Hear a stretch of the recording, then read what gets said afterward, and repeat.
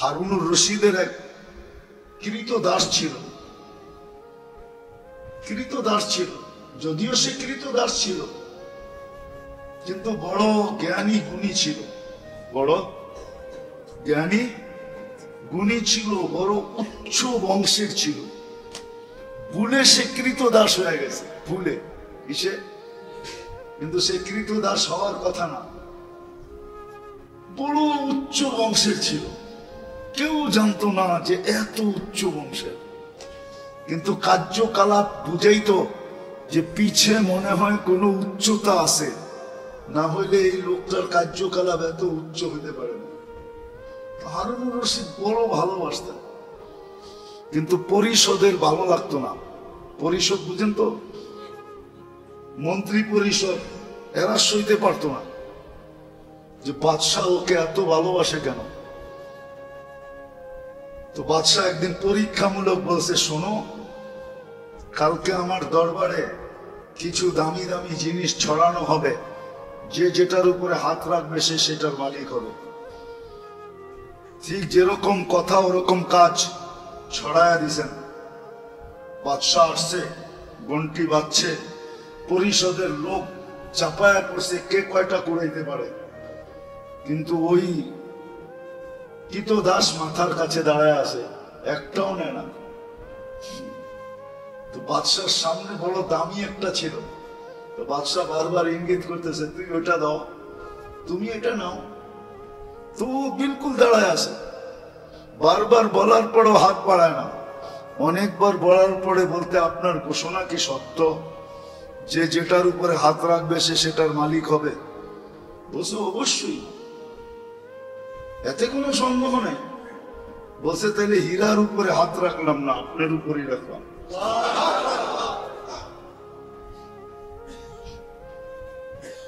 বলছে আমার উপরে বাণী, শুধু হীরা তো না, এই বাদশাহীর মালিক আপনি। আজকে যে যেটার উপরে হাত রাখবে সে সেটার মালিক, বিদায় আমি আপনার উপরে হাত রাখলাম, আমি আপনার মালিক, রাজত্বের মালিক আমি। মন্ত্রী পরিষদ সব দরবারিরা হাক্কা বাক্কা খায় গেছে, কার সাথে হিংসা করি, আসলে তো ঠিকই বুদ্ধিমান তো এইটাই, আমরা তো সব বুদ্ধিহীন, আসলে আল্লাহ ওয়ালারা এরকমই। কিন্তু আমি বুঝাইতেছি মানুষ স্বার্থের জন্যই সবকিছু, স্বার্থের জন্যই সবকিছু করে। যদিও শব্দটা আল্লাহর জন্য প্রযোজ্য না, কিন্তু আল্লাহরও আমাদের পিছনে একটা উদ্দেশ্য আছে। উদ্দেশ্য যদি না থাকতো তাহলে এই কথা কোনোদিন বলতেন না। উদ্দেশ্য আছে, সেই উদ্দেশ্যটা কি, এটাকে স্বার্থ বলা চলে না, একটা উদ্দেশ্য আল্লাহ আমাদের পিছনে আছে। সেই উদ্দেশ্য হলো যে বান্দাকে আমি কুদরতি হাত দিয়ে অস্তিত্ব দিলাম, সৃষ্টির ভিতরে শ্রেষ্ঠত্ব দিলাম, দুনিয়ার আধিপত্য যাদেরকে দিলাম, দুনিয়ার প্রত্যেকটা জিনিস যাদের জন্য তৈরি করলাম, ওয়াল্লাযী খালাকা লাকুম মা ফিল আরদি জামিআ, দুনিয়া আখিরাত যাদেরকে দিলাম। মানুষকে আল্লাহ দুনিয়া দিয়েছেন, আখিরাত দিয়েছেন, সব কিছু যাদের কদমে আমি, এটাকে কি বলে, যাদের ছড়ায়া দিলাম, ঢাইলা দিলাম, বিসর্জন দিলাম, সবকিছু মানুষের কাছে বিসর্জন দিলাম। ফেরেশতা পর্যন্ত আমাদের সেবায় নিয়োজিত, ফেরেশতা পর্যন্ত আমাদের সেবায় নিয়োজিত। হয়তো আমরা বলি রাষ্ট্র আমরা চালাই, আমি বলি পরিবার আমি চালাই, দোকান পাট ব্যবসা বাণিজ্য মেল কারখানা আমি চালাই। হ্যাঁ, আমাকে কে চালায়? মেনে নিলাম সব আমি চালাই, কিন্তু আমাকে কে চালায়? আমাকে আল্লাহ ফেরেশতার মাধ্যমে কুদরত দিয়া চালায়। আল্লাহ আপনাকে আমাকে ফেরেশতা দিয়া চালায়। একটা সাধারণ মানুষ যখন দেশের ঊর্ধ্বতম কর্মকর্তা সহানুভূতি পায়, দয়া পায়, করুণা পায়, তাহলে তার খুশির অন্ত থাকে না, ঠিক না? সত্য তো। একটা সাধারণ মানুষ যদি ভাঙ্গেই বলি, প্রধানমন্ত্রীর দয়া পায়, করুণা পায়, স্নেহ পায়, মায়া পায়, মমতা পায়, ভালোবাসা পায়, তাহলে ওর তো আর খুশির অন্ত থাকে না, ঠিক না? থাকে না? আর একটা মানুষ যদি আল্লাহর করুণা পায়, একটু ভাবেন না, ভাবতে তো অসুবিধা নেই। আল্লাহর মতো সত্তার যদি দয়া পায়, করুণা পায়, ভালোবাসা পায়, মোহব্বত পায়, স্নেহ পায়, মায়া পায়, মমতা পায়, দুনিয়ার মানুষ দিলে আর কতটুকু দেয়? দিলে আর যেটি বললাম, যদি দেয় কতটুকু দেয়? মাইপা দেয়, ঠিক না? মনে হয় বুঝাইতে পারি। কি দেয়? বলবেন কেন মাইপা দেয়? কেন ওনার কাছে যেটা আছে ওটা সীমিত আছে, এই জন্য উনি কি দেয়। আর আল্লাহ তো মাইপা দেন না। আল্লাহ, আমাদের বাংলা একটা কথা আছে, দিলে ছাপ্পর ফাইরা দেয়। এটা কি মাপা হলো? মনে হয় এই বাংলাটা বোঝেন না। আল্লাহ যাকে দেয় না, বাংলায় বলেন না, আল্লাহ আল্লাহ যাকে দেয় ছাপ্পর ফাইরা দেয়। আল্লাহর দেওয়া এরকম যে ছাপ্পর ফাইরা দেয়। কেন? আল্লাহর কাছে কোনো জিনিস সীমিত নেই, সব জিনিস কি অসীম। দুনিয়ালারা দিলে কমে, আল্লাহর দিলে, আল্লাহর ভান্ডারে কমে না। চলেন শুনাই দেই। এই জন্যই আল্লাহ বলছে, ইয়া ইবনা আদম, ভালো মতে শোনো, কান খুলা শোনো, মনোযোগ দিয়ে শোনো। লাউ জামা আউয়ালাকুম ওয়া আখিরাকুম, জিন্নাকুম ওয়া ইনসাকুম, হাইয়াকুম ওয়া মাইয়িতাকুম, ওয়া যাকারাকুম ওয়া উনসাকুম। না না না, বাড়াও না, বসো বসো। ওয়াজ শুনতে হয় মনোযোগ দিয়ে, আওয়াজ দিয়ে না।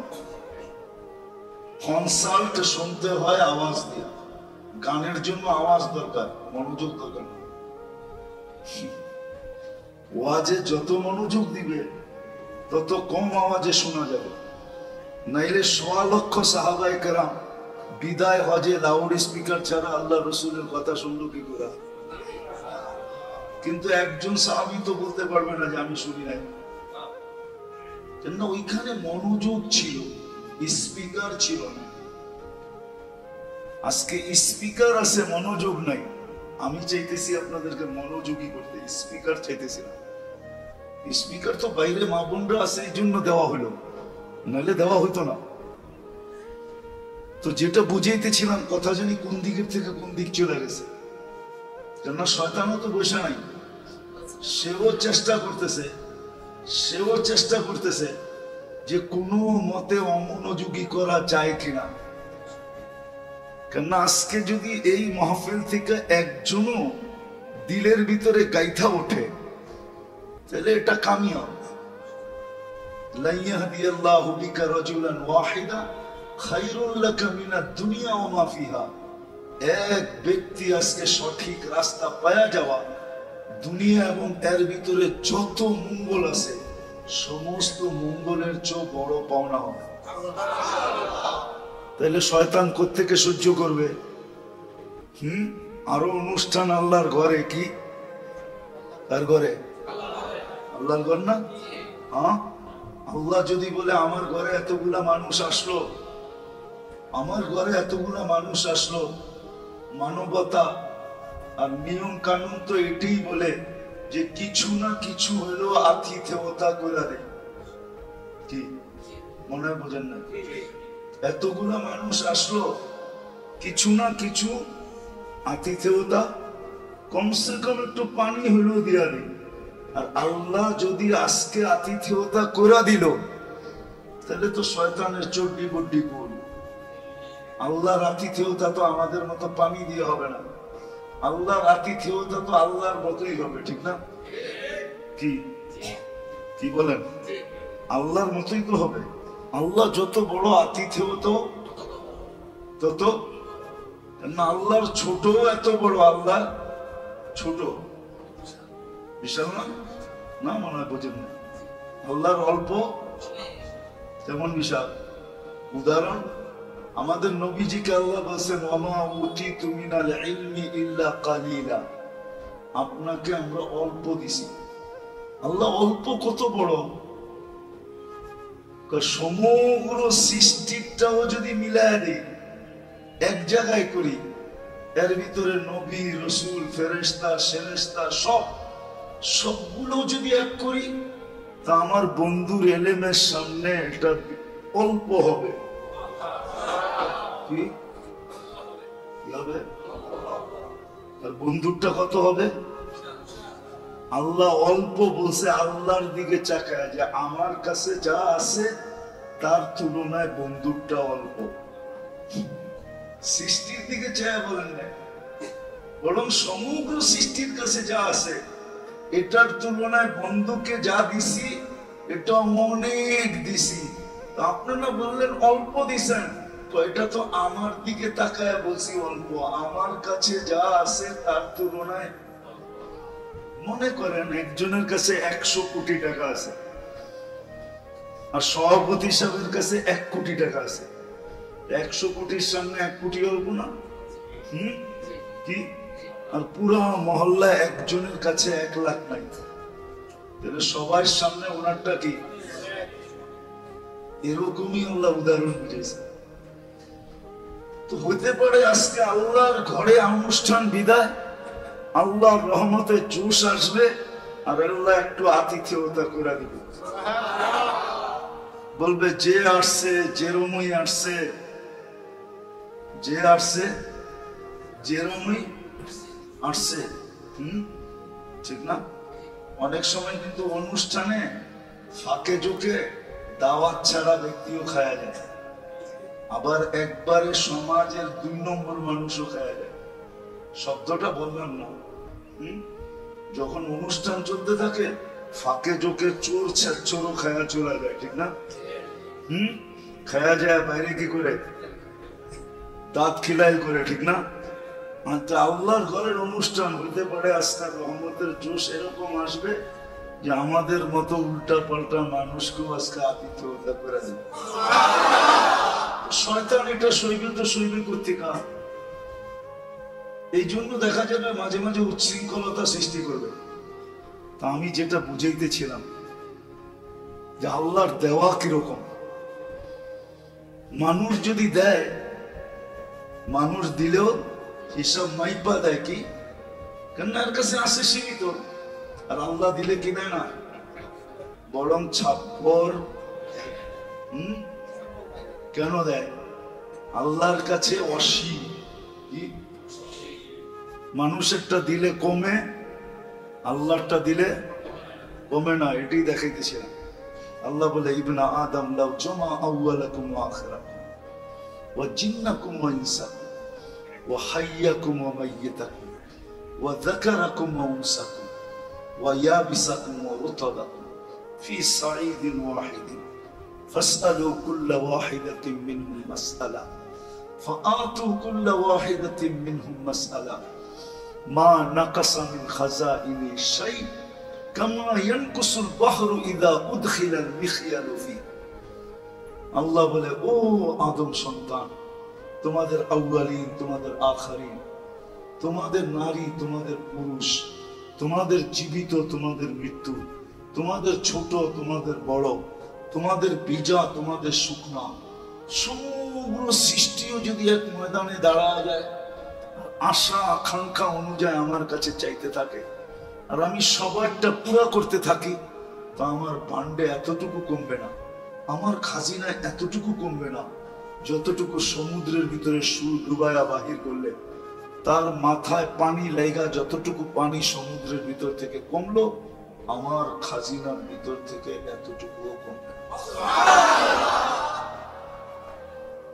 তাহলে আমি বুঝাইতে চাইতেছিলাম যে মেরে দোস্ত, মানুষ যদি দুনিয়ার পদস্থ মানুষের করুণা পায়া, দয়া পায়া, মায়া পায়া, মমতা পায়া, স্নেহ পায়া, ভালোবাসা পায়া, নৈকট্য পায়া, কাছে হইয়া যদি এত খুশি হইতে পারে, আর এই সবগুলা জিনিস যদি কোনো ব্যক্তি আল্লাহর কাছ থেকে পায়, তাহলে কেমন হবে মনে হয় বুঝাইতে পারি না। সাধারণ একটা মানুষের কাছ থেকে যদি পাইলে তার যদি খুশির অন্ত না থাকে, আর আমি যদি এটা আল্লাহর কাছ থেকে পাই, আমি যদি এটা তার কাছ থেকে, কেমন খুশি হওয়া কথা, কেমন সৌভাগ্যবান মনে করা কথা। মানুষ তো দুনিয়ার মানুষের ভালোবাসা পায়া নিজেকে সৌভাগ্যবান মনে করে, নিজেকে বড় উঁচা মনে করে, নিজেকে বড় ধন্য মনে করে। যদি ওটা আল্লাহর কাছ থেকে পাওয়া যায়, যিনি আমাদেরকে অস্তিত্ব দিলেন, যিনি আমাদেরকে এক ফোঁটা পানির থেকে সৃষ্টির শ্রেষ্ঠ হিসাবে অস্তিত্ব দিলেন। অস্তিত্ব তো অনেককেই দিলেন, কিন্তু আমাদের মতো তো শ্রেষ্ঠত্বের অস্তিত্ব কাউকে দেন না। এত বড় শ্রেষ্ঠত্বের গ্রান্টি দিয়ে অস্তিত্ব কাউকে দেন না। মানুষ তো সৃষ্টির সেরা, সৃষ্টির রাজা, সৃষ্টির মুকুট, সৃষ্টির মাথা, সৃষ্টির হাট। মানুষ সৃষ্টির ভিতরে সেরা। যে আল্লাহ আমাকে এক ফোঁটা পানির থেকে এত বড় অস্তিত্ব, শ্রেষ্ঠত্ব দিয়ে অস্তিত্ব দিলেন, আবার নিজে ঘোষণা দিলেন কারো মাধ্যমে না। কখনো কখনো মানুষ নিজে ঘোষণা দিতে চায় না, বলবে আমি ঘোষণা দিলে অসুবিধা আছে, তোমরা আমার পক্ষ থেকে দেয়া দাও। আল্লাহ তো নিজের পক্ষ থেকে কাউকে ঘোষণা দিতে বললেন না, বরং স্বয়ং নিজে ঘোষণা দিলেন, ওয়ালাকাদ কাররামনা বনি আদম, আমরা শ্রেষ্ঠত্ব দিছি। যে মানুষটাকে আল্লাহ এক ফোঁটা পানির থেকে অস্তিত্ব দিয়ে শ্রেষ্ঠত্ব দিলেন, সাজায়া শ্রেষ্ঠত্ব দিলেন। আল্লাহ তো বলতে পারতো যে এটুক আমি করে দিছি, বাকিটুক তোরা করে। আমাদেরকে সাজানোর ব্যাপারে তো এরকম আল্লাহ কখনো বলেন নাই যে এটুক আমি করে দিলাম, বাকিটুক মার পেটের থেকে অস্তিত্ব দিয়ে আমি বাহির করে দিলাম, বাকিটা তোমরা সাজায় নাও। আল্লাহ যদি বলতো যে বাকিটা তোমরা সাজায় নাও, তাহলে আপনাকে সাজাইতে আপনার মা বাবার কত টাকা খরচ করতে হতো চিন্তা করেন। বিশ্বাস হয় না? না, মনে হয় না। কেমনে হয় বলেন? আমাদের যুক্তি দিয়ে বোঝান, নাহলে আমি আপনাদেরকে যুক্তি দিয়ে বোঝাই। এক মাস টাইমের 1 মাস আগে যদি বাচ্চা প্রসব হয়, তো এখন ওই বাচ্চাকে মেশিনে রাখা হয়। দেখেন ডেইলি মেশিনের চার্জ কত টাকা হয়, একদিনের চার্জ কত টাকা হয় জান? ইউনাইটেডে যান, আরো বড় বড় হাসপাতাল আছে ঢাকা শহরে, যে জিজ্ঞেস করে, ইউনাইটেডে যে জিজ্ঞেস করে, অ্যাপোলোতে যে জিজ্ঞেস করে, স্কয়ারে যে জিজ্ঞেস করে যে প্রতিদিন কয় টাকা লাগে। বলবেন কেন মেশিনে রাখলাম? 1 মাস আগে চলে আসছে, বিদায় পুরা মিচিউট হয় না। এটাকে করার জন্য এখন মেশিনে 1 মাস রাখতে হবে। যেমন 1 মাসের চার্জ কত হয়? আল্লাহ তো অস্তিত্ব দিয়ে দিছেন, কিন্তু 1 মাস আগে আসছে। 1 মাস পরে আসলে আর এই টাকাগুলা লাগতো না। আছে নি কোনো মা বাবা যে সন্তান পরিপূর্ণতা নিয়া, পরিপূর্ণ সময় নিয়া মার পেটের থেকে বাহির হয়েছে? আছে এই মহল্লায়?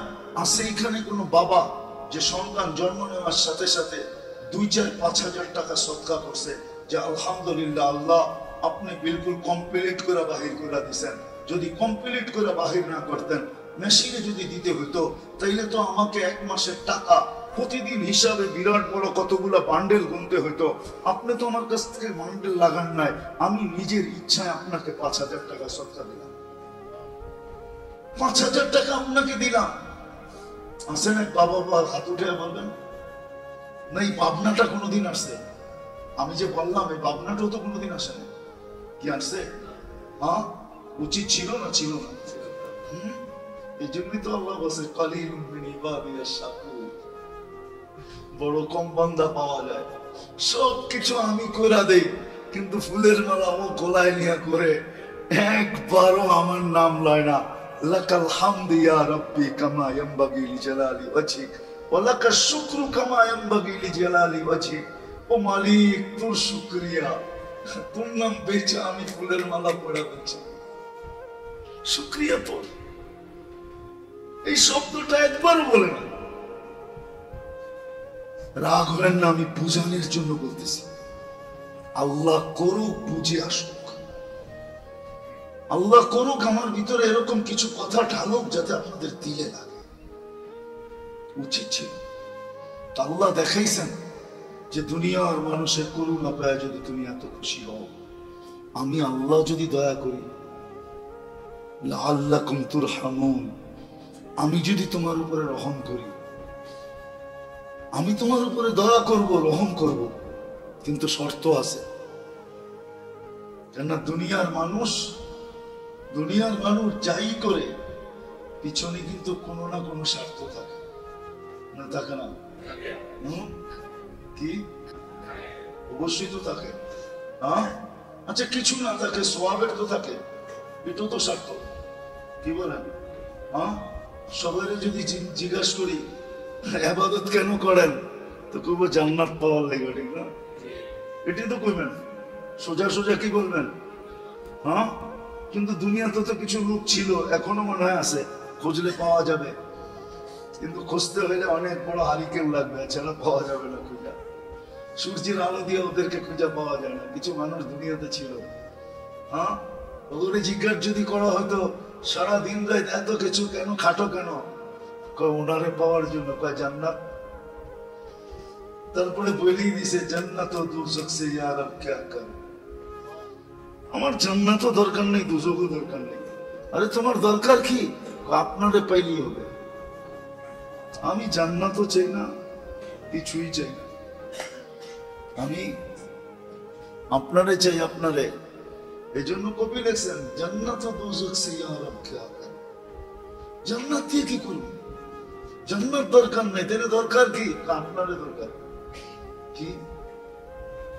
প্রবাদ বাক্য মনে হয় আছে, বুড়া হয়ে গেছেন তো বুঝবেন না, যুবকরা বুঝবো, ঠিক না? জায়গা জমিন টাকা পয়সা কিছু দরকার না, কি দরকার? খালি বাকিটা যুবকরা বুঝছে। কি? খালি আই ডট ডট ইউ লেখা দিলেই হবে, বাস, আর কিছু লাগবে না। আর কিছু কি বোঝো না আমার কথা? আরে বুঝছে ওরা, ফিডার তো খায় না, পাত মাছি তো খায়, বুঝছে, কিন্তু নড়ে চড়ে না আর কি, বুঝছে। আসলে আল্লাহ পাওয়া চলে উদ্দেশ্য ছিল, তো যেটা বুঝাইতেছিলাম যে স্বার্থ রেখেই মানুষ করে, কিন্তু আল্লাহওয়ালাদের কোনো জান্নাতের স্বার্থ থাকে না। বাস্তবিক আল্লাহওয়ালা যারা, ওরা তো আল্লাহ পাওয়া। যেমন একটা কাহিনী মশহুর আছে, আমি কাহিনীতে অভ্যস্ত না, গল্প স্বল্পতে আমি অভ্যস্ত না, আমি তো কোরআন হাদিসে অভ্যস্ত, তারপরও বুঝানোর জন্য বলতেছি। হারুনুর রশিদের এক কৃতদাস ছিল, যদিও সে কৃতদাস ছিল, কিন্তু বড় জ্ঞানী গুণী ছিল, বড় জ্ঞানী গুণী ছিল, বড় উচ্চ বংশের ছিল। ভুলে সে কৃতদাস হয়ে গেছে, ভুলে। কিসে? কিন্তু সে কৃতদাস হওয়ার কথা না, বড় উচ্চ বংশের ছিল, কেউ জানতো না যে এত উচ্চ বংশের, কিন্তু কার্যকলাপ বুঝাইতো যে পিছে মনে হয় কোনো উচ্চতা আছে, না হইলে এই লোকটার কার্যকলাপ এত উচ্চ হইতে পারে না। হারুনুর রশিদ বড় ভালোবাসতেন, কিন্তু পরিষদের ভালো লাগতো না। পরিষদ পর্যন্ত মন্ত্রী পরিষদ এরা সইতে পারতো না যে বাদশাহ ওকে এত ভালোবাসে কেন। তো বাদশাহ একদিন পরীক্ষামূলক বলছে, শোনো, কালকে আমার দরবারে কিছু দামি দামি জিনিস ছড়ানো হবে, যে যেটার উপরে হাত রাখবে সে সেটার মালিক হবে। ঠিক যেরকম কথা ওরকম কাজ ছড়ায়া দিছেন। বাদশাহ আসছে, ঘন্টি বাজছে, পরিষদের লোক চাপায়া পড়ছে কে কয়টা করাইতে পারে। কিন্তু ওই কিতদাস মাথার কাছে দাঁড়ায় আছে, একটাও নেয় না। তো বাদশার সামনে বড় দামি একটা ছিল, বাদশাহ বারবার ইঙ্গিত করতেছে তুই ওটা দাও, তুমি এটা নাও। তো বিলকুল দাঁড়ায় আছে, বারবার বলার পরও হাত বাড়ায় না। অনেকবার বলার পরে বলতে আপনার ঘোষণা কি সত্য যে যেটার উপরে হাত রাখবে সে সেটার মালিক হবে? বলছে অবশ্যই, এতে কোনো সন্দেহ নেই। বলছে তাহলে হীরার উপরে হাত রাখলাম না, আপনার উপরই রাখলাম।